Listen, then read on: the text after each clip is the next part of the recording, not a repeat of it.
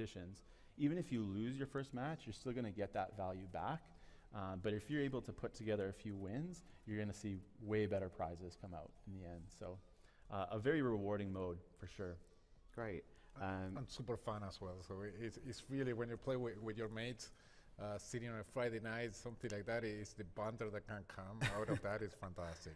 So we've segued here. We've just set up a match scene as we're in Germany. We've picked Borussia Mönchengladbach, and who else did we pick? Dortmund. So yeah, was that a new training game as well? Yes. So here, what we have as well, the first thing that you see is Gladbach Stadium. So that's new into FIFA. We have 9 new stadiums this year. But the other thing is the Bundesliga overlay graphics. Okay, yeah. So it's authentic like the Premier League, which you already had. Yeah, exactly. So last year we did the Premier League. We got fantastic feedback out of that. And this year, so we managed to create the Bundesliga graphics that really puts you... Yeah, the Premier League stuff is so good. It just gives you that... You can't really distinguish it. It's the ultimate immersion. Yeah. But it's not just about the graphics. So there are tons of different details here and there.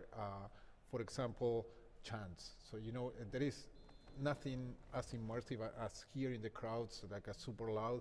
And this year we added more than 900 chants, like from teams all over the world. It really feels impressive. Like how do you add them? Do you actually record them at stadiums, or do you there are specific requirements on how we capture the crowd. So we need to capture different channels, etc. So we work in general with the broadcasters to get the audio, and then it's a licensing thing, so you need to identify that is like a profanity free, you know, those kind of things, and license the melody. So obviously that gets rid of about 90% of all football chants immediately. Well, not really. They can be edited as well, but it's a really awesome thing. Like hearing the chants and at the right moments, because we do that. So good chance they play when you're playing well. Oh, that was it. That was quite nice good. Yes. And so he's going to celebrate. No, he didn't reach the camera, because we have new celebrations as well. And some of those, when you can run directly to the cameraman that they're having the handicap around there, and you do stuff for the camera, and you see that, or you can go and celebrate with the subs. But we can talk a little bit more about like general gameplay. now. Yeah, is there anything like in FIFA 15 that you kind of wanted to address going into 16 particularly? Yeah, the main piece of feedback that we got was that when playing online, players like Cristiano Ronaldo and Bale, like super speedy wingers, they were extremely difficult to stop. Yeah. And we took that to heart, and this year one of the key words for us was balance. You know, we really, truly wanted to have a game that felt balanced all over the pitch, but it not only balanced all over the pitch, it was innovating all over the pitch. So we have what we call confidence in defense. A lot of work went into defense with defending agility, that is adding a lot of animations and improvements and polishing here and there to actually counter those situations of Bale and Cristiano Ronaldo. So you're giving people, when they're defending, more tools to kind of combat that, because you can like do second tackles. Exactly. So we have a new tackling mechanic. So when you slide tackle, so when you're on the ground, you can press it again, and the player will get up. Yeah. So it really brings slide tackle to become useful again. Yeah. In a sense, it was a hit or miss. So people stopped using it a bit because it was too harsh the punishment for missing it. But now with this extra opportunity, in a sense, you want to use it again. But it's not just about that. The players are much more intelligent in terms of deciding or realizing when there is going to be a ball possession change, so they come back faster to position. They are much smarter into deciding to mark space or the man. And in terms of the midfield and defending as well, they are much more aggressive for what is the interception intelligence, what we call. So they're really, really covering those passing lanes. So the game is no longer, so the midfield is no longer a transit zone, but it's really battle for possession again. Yeah, because I've played the game a few times, and you find that when the ball zips through midfield, like you'll find a midfielder will stick out a leg, as they would do. Yeah. They don't just let it go by them. Yeah, it's true to real life, and really wanted to bring that value for possession back. But what that allows as well, so defending became so powerful that it allowed us to innovate into the attack. So one of those is passing with purpose. That is to counter those interceptions. So it's a new type of pass that is A low pass, very strong. That is okay. I want to send it to this particular guy, but that guy, the pass receiver, needs to be in a good position because otherwise that first touch is not that good. So it has a lot of error. It really brings a lot of all of the pieces together to make it really balanced. Is that a modifier to a regular pass? It's Can you that do it across- modifier. It is on 2 or right back. Okay. And yes, it's when you pass it, they are doing it right now, so you see how strong it is, and it really feels awesome. But Can you do that on a through ball as well, or is it just no? on It's the just regular? with the Regular normal pass. ground pass. But in addition to that, into the attack, it's about creating more moments of magic. I think we're going to see another feature now that is, if it wasn't a penalty, the vanishing spray. This is used in This became a so lot of the famous at leagues the now. World Cup. Yes. So okay, we don't have it in the scene there, but you can see the referee walking Yeah. to the wall and just doing that. So these little touches that really make the game much more authentic and immersive. They are fantastic. And as I was mentioning, like in the attack, the other fantastic thing that we did, the other innovation, is what we call no-touch dribbling. So we got inspired in Messi. So Leo Messi is a player that when he dribbles, one of the things that he does particularly well is without touching the ball, just moving his body, like doing body feinting to leave players behind. And we took note of that, and we watch a lot of football in the office. So we are from all over the world, and we watch every single league that you can imagine. And we wrote down like, okay, so let's watch League 2, League 1 in England. Argentina First Division is what I watch, and we were really noting, okay, every player, regardless of how good they are, they do it. So they do that kind of no-touch dribble is how we call it. And so Messi, Neymar, they do it all the time in a brilliant way. But you go to a League 2 game and you will see somebody doing it. And we say, okay, we need to do this. We need to do this into the game. And with a modifier, when you're dribbling as well, you do this no-touch. Let's see if the guys can get it while playing. It's particularly effective when sprinting, but it has multiple layers. So you see how he was moving the body a bit.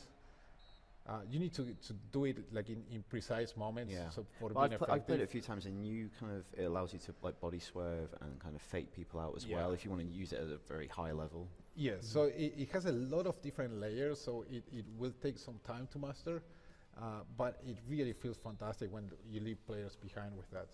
So overall, so innovation all over the pitch is what we say that because really that's how we feel it. It's a really truly balanced game.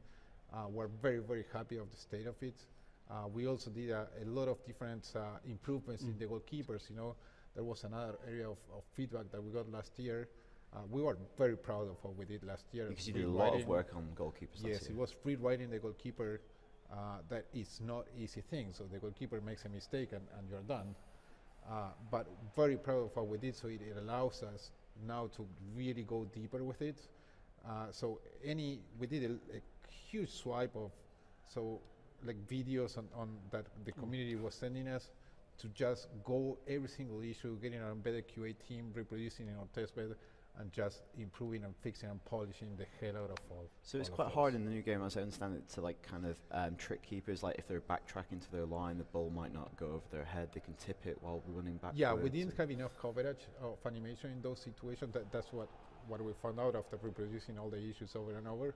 And so we went into the motion capture studio and captured more and more and more.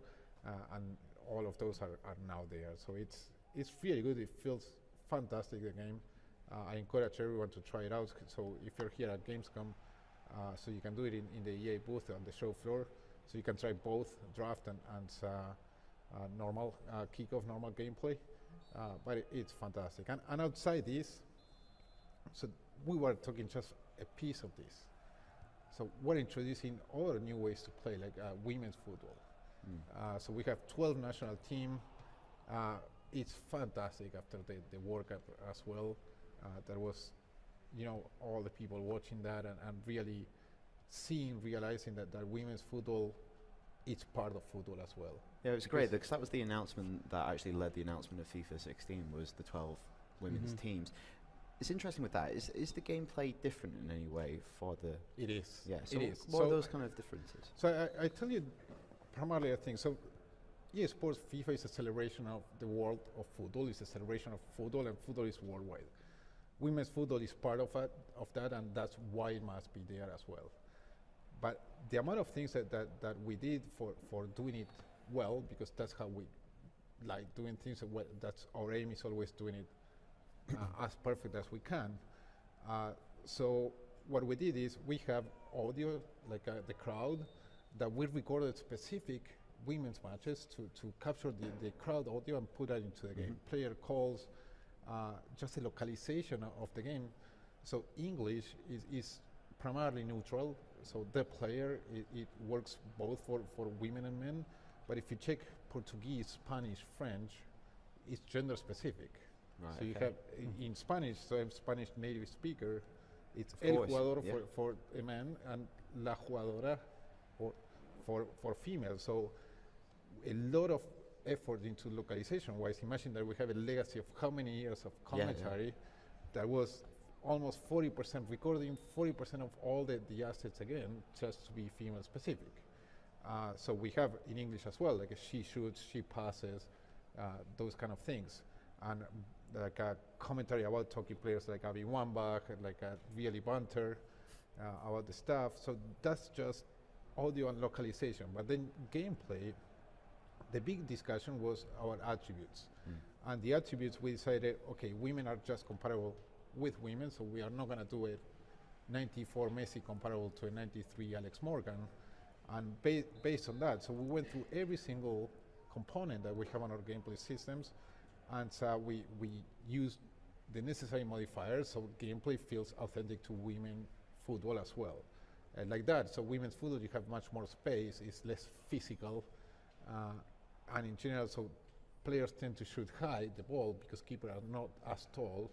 So all those little nuances, if you try it out, you will feel it different. You will feel okay. It's much more authentic to women's football. And the character models are different as well. They're very specific. They've been not modeled on the anatomy of women. It's rather than just like changing the heads on them. No, absolutely. So we replaced. So we recreated a new player rig. So we have new body scaling technology. We optimized the rendering so we could do physics on the ponytails because most of the players, female players, use ponytails. Yep. So we have physics for each ponytail, which is fantastic, And then we also capture the likeness of most of the players.